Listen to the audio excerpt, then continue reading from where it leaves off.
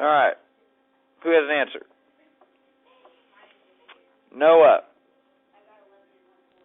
11 1/4. Okay, that is correct. 11 1/4 is correct. Now here is why we would take our two whole numbers and add them together, and then our two fractions and add them together. Okay, 5 plus 5 is a whole number of 10, and then 5 plus here is 10 eighths. So I have 10 and 10 eighths. Once again, though, we have to take the 10 eighths as an improper fraction,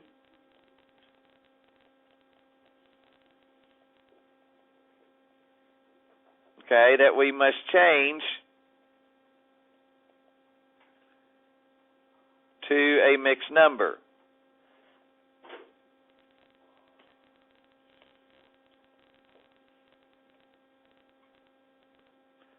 All right. So, here's what we obviously already know, that 10 over 8, we've already reduced it up above to 1 1/4. Okay, so we have to take the 1 1/4 and add it back to the 10. So I have 10 plus 1 1/4, which is 11 1/4. Brandon? Hush, hush.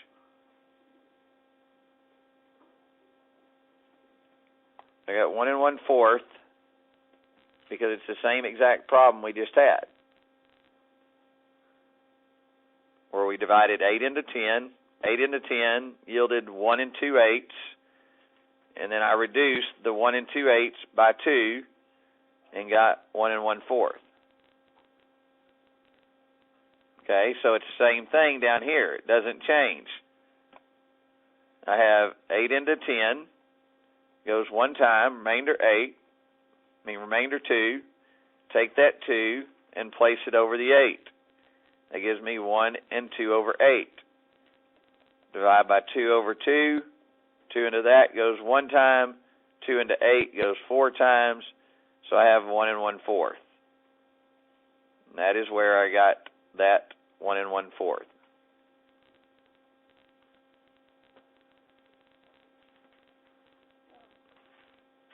Now, I want to talk about borrowing. Okay? For example, I have 5 3 over 7 minus 2 6 over 7.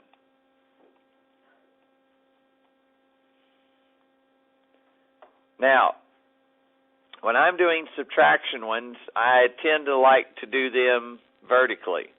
Okay? I like to do this. Just a preference of mine, because usually, a lot of times when you're subtracting fractions, you end up having to borrow. And I like it to be lined up vertically, and I'm just one of those structure guys that like it in a certain way. But as we look at this one, we have 3 minus 6. Can we take 3 minus 6? No, not yet anyway. You can't take 3 minus 6. Eventually we will, but not today. It's another chapter. Can't do 3 minus 6, so I have to borrow. I have to borrow from the 5, making it 4. Okay, I have to borrow from the 5, making it 4. Now, what am I borrowing? 1, not 10, 1. So, I have to add a fraction to 3/7 that's equal to 1. So I'm going to add 7 over 7. Okay, 7 over 7 is equal to 1. Okay, that's the only way. In other words, if I just do this, If I take and try to add 1 over 1, can I add 1 to a 7? No, because I have to have common denominators. Okay? So you can't do this because there's no common denominator with that. That's why I chose 7 over 7. Okay? If that would have been 3 over 8, then I would have added 8 over 8. If that would have been 3 over 13, then I would have added 13 over 13. Okay? Whatever the denominator is, that's my whole number fraction. So, when I take 7 plus 3, that gives me 10 over 7. So that's my new fraction, 10 over 7. Now I'm going to take 10 minus 6, which is 4 over 7. Okay, I just did this right there is all I did. 10 minus 6 and got the 4. Then I'm going to take 4 minus 2, which is 2. And so my answer is 2 and 4 over 7.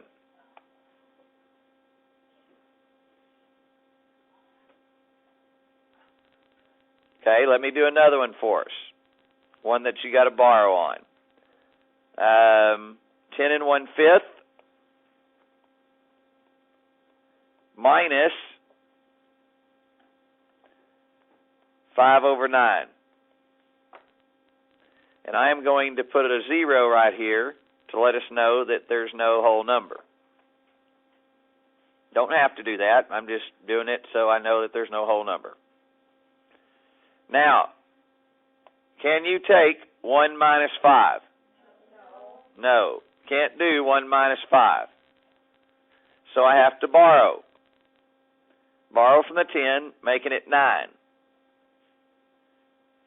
Now, I'm just simply going to add 5 over 5 together. All right, and 5 over 5, let me rewrite that over here so I'll get it out of the way.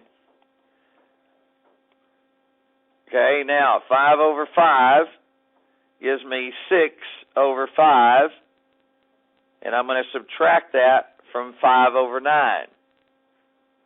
Whoops, hang on here. I wrote the wrong one here. My bad. This is 9. Let me make sure. Yeah, my bad. That's 9. So that's got to be 9 over 9. And that's got to be 10 over 9. Yeah, you don't know if you need to borrow until you have the same denominators. Okay, obviously I just wrote the wrong denominator on there. I was looking at two separate problems. All right, so now I take 10 minus 5, you get what? 10 minus 5 is 5 over 9. Okay, and then 9 minus 0 is 9. So 9 and 5 ninths is your answer. Now, when you're subtracting and you have to borrow, most of the time you don't have to reduce your final answer. It's already been reduced basically for you. However, when you have a problem such as this, 5 and 11 over 14 minus 5 and 9 over 14. Now, can we do 11 minus 9? Yes, we can do that. 11 minus 9 is 2. So that makes that 2/14. 5 minus 5 is 0. So it makes that 0 and 2/14. Does 2/14 have a common factor?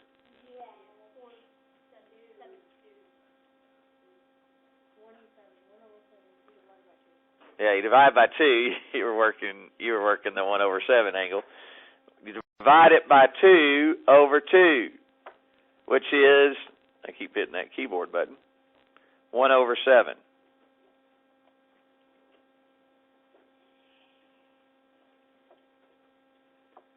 All right, now, I'm going to give you two problems that I want you to do on your own.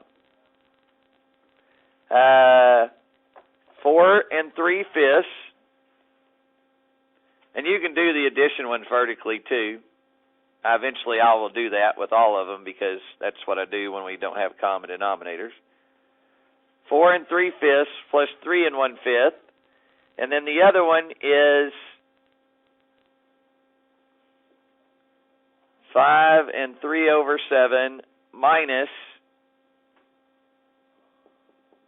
lost track of it. Where'd it go? There it is. 2 6/7. All right, so do those two problems. First one, the addition one. All we got to do, it's already got common denominator, so we just take 3 and 1. We say 3 plus 1 is 4, and that is over the 5. Remember, the denominator stays the same. Whether you're adding or subtracting, once you have a common denominator, that denominator stays the same unless you reduce the fraction. Okay? Common mistake is somebody will say 3 plus 1 is 4, and then they'll say 5 and 5 and put 4/10 instead of 4/5. Okay? So this is 7. So that's 7 4/5. Now this one here, 3 minus 6, you can't do. 3 minus 6 is not, you can't do that. So I've got to borrow from the 5, making it 4, and then I add 7/7 to the 3/7, and that gives me 10/7. Now, if you want to just erase this, that may help you to see that it's just 10 minus 6. I'm not going to do that because obviously we need to show that it's there. 10 minus 6 is 4. Keep my 7 on bottom. 4 minus 2 is 2. So 2 4/7 is the answer to that one. Once again, you must reduce all answers if possible.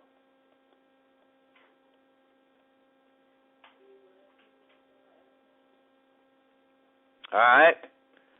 Your homework. 5.2.